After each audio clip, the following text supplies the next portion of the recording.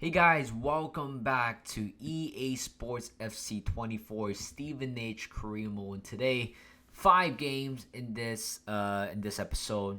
First of all, just want to say I'm gonna apologize because I might stutter later on in today's episode because I just came back from football. It was a very intense 2-hour session, and I actually recorded all the gameplays, but it's just a matter of downloading the gameplay from Dropbox into my MacBook and edit it through that way. And I just got home about an hour ago, so I might sound a little bit sleepy and a little bit tired, but don't mind me. I mean, I'm still doing this daily upload thing quite strongly so far.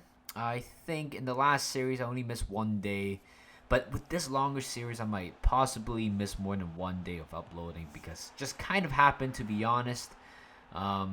Of course, I'm a working man as well, so there are other stuff going on in my life as well. So I think the whole thing of recording the gameplay, editing, and also voice recording, it takes around 2 hours total in max. So that's pretty much my 2 hours of the day is just to record this gameplay.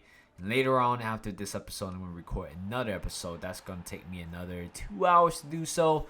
So yeah, I mean, I can't really think of myself as a full-time YouTuber if this is what I have to dedicate every day. I know it's only 2 hours, but they're much better productive stuff that I'm going to do. I mean, like I said, this is only a small channel. This is something that I kind of built as a hobby when I was 16, 17. I'm now 24, 25 year old. I know you guys might be still laughing at me that I'm still sitting in my room recording this kind of gameplay, but hey.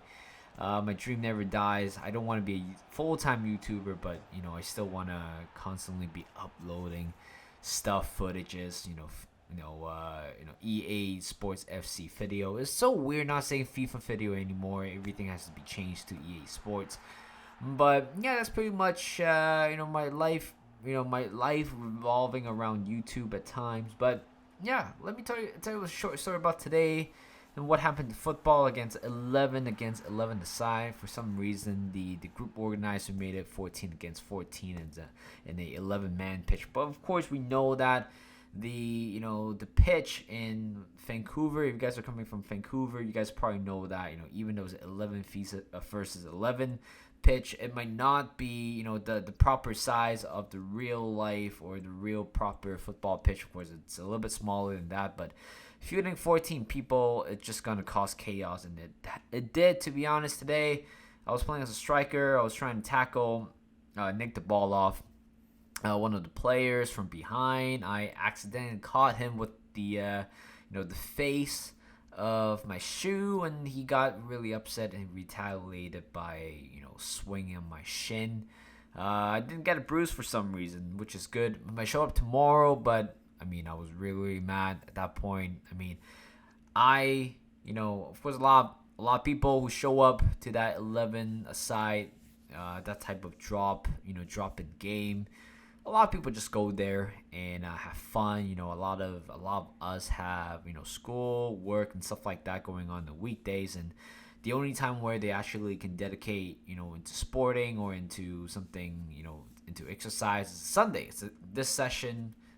It's a football session on a Sunday, and I don't want people to get hurt. That's the thing. I mean, the guy who swung his leg towards my shin at me, I don't know where he was towards the end of the game. He kind of left in the middle of the game, so good for him. He's gonna cause trouble. He's gonna hurt a lot of people if we keep on playing with him like that. And he's been like this the whole time. I've been joining that group since 2022 summer, and he's been there throughout the whole time. I never had any problem with him, but it was just today where I was actually got really mad. You're really mad the fact that you have to use your third language to yell at him. I'm not very good with my third language, which is Mandarin, and I'm not very good at it. But somehow the inner Mandarin that I had in me just kind of all throughout, all came out at the same time. And you know what? Fair play to him. At the end of the day, he left the pitch without signaling anything to prevent any more injuries that might be happen. But well, you guys can say, oh, yeah, you're very soft and stuff like that. I mean, yeah, I understand you guys might think that, but a lot of people don't wear shin pads. And it's a drop-in session. It's a So it was supposed to be a chill session, but I really hate people just kind of turn into a leisure type of activity into something competitive. I mean, I'm sure a lot of us did not sign up for that. Unless you wanna, unless you wanna play some sort of like D1 or men's league, which I know some of them might be interested. But that's pretty much my rant. That pretty much what happened today. Let's go back to the gameplay right here, shall we? Well, we won against Northampton, I believe so, 1-0. No, 1-0, 7-1. I mean, I feel like at one point our defensive ability is not as good as we thought it was going to be. I mean, I feel like every time we play a game, I doubt we're going to keep a clean sheet. I believe we only have to keep one clean sheet so far. I might be wrong. Even though we have a very dominated game with seven goals scored, we just couldn't. Our defense just couldn't really help themselves at times. And right here, coming to the second game of today's gameplay, a third, somewhere around there. I think this might be the second, to be honest. I think the second game we were playing against the Bristol Rover. We came back 2-2. And this is a very interesting game as well.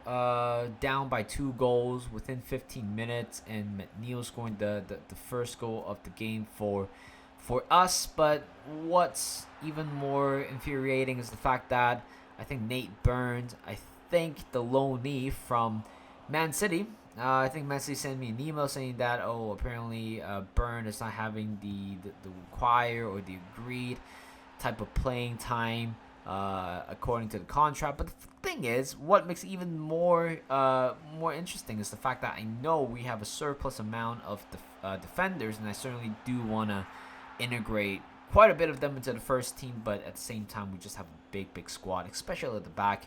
So some players have to be left out, which I honestly quite don't want to do that.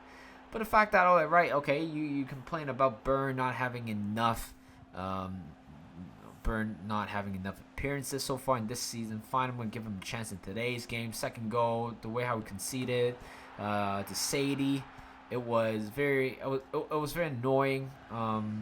He was asked to play, and I let him start, and the kind of, one of the reasons why we conceded 5 at the back right there, which is very annoying.